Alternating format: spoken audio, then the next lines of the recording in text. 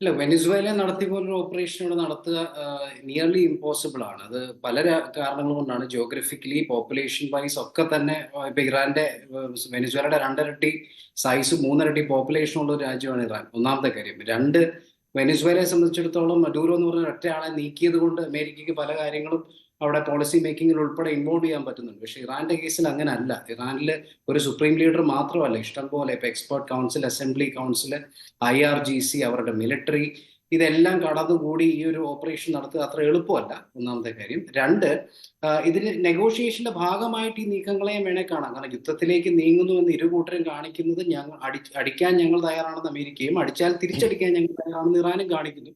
പക്ഷെ എന്ന് പറഞ്ഞുകൊണ്ട് യുദ്ധത്തിലേക്ക് പോകണമെന്നില്ല.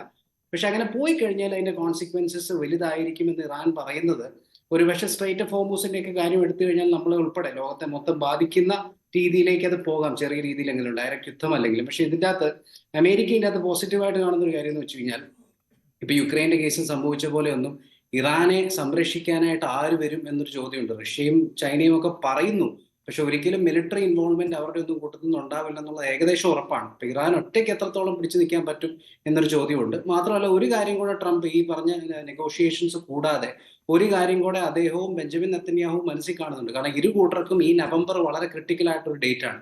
2026 നവംബറിലാണ് ട്രംപിനെ സംബന്ധിച്ചിടത്തോളം മിഡ് ടേം ഇലക്ഷൻസ് നടക്കാൻ പോകുന്നത്. അൺഫോർച്ചുനേറ്റ്ലി ഇന്ന് പോലും അദ്ദേഹത്തിന്റെ അപ്രൂവൽ റേറ്റിംഗ്സ് പുറത്തു വന്നു. അപ്പൊ 40% താഴെയാണ് അദ്ദേഹത്തിന്റെ അപ്രൂവൽ. അതുകൂടാതെ എപ്സ്റ്റീൻ ഫയൽസ് പുറത്തു വന്നതിന്റെ ക്ഷീണം അദ്ദേഹത്തിനുണ്ട്. എക്കോണമി പഴയ രീതിയിൽ, അദ്ദേഹത്തിന്റെ ആദ്യത്തെ അഡ്മിനിസ്ട്രേഷനിലെ പോലെ നല്ല രീതിയിൽ എക്കോണമി പോകുന്നില്ല.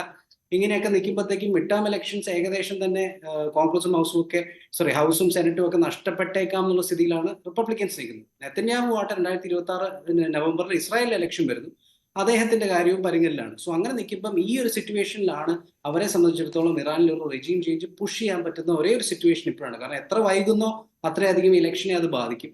അതുകൊണ്ട് എത്രയും പെട്ടെന്ന് അവർക്ക് അത് ചെയ്യാനുള്ള ഒരു സാധ്യത കൂടെ കാണുന്നു. അതിനാകാം ഒരുപക്ഷെ ഇത്രയും പ്രഷർ ചെലുത്തുന്നത്, ഇത്രയും വലിയ നെഗോഷിയേഷൻ ടൂൾസ് മുന്നോട്ട് വെക്കുന്നത്. അക്സെപ്റ്റ് ചെയ്തില്ലെങ്കിൽ ഞങ്ങൾ അടിച്ചിരിക്കും എന്ന് അമേരിക്ക പറയുന്നത് ഒരുപക്ഷെ അതുകൊണ്ടായിരിക്കും.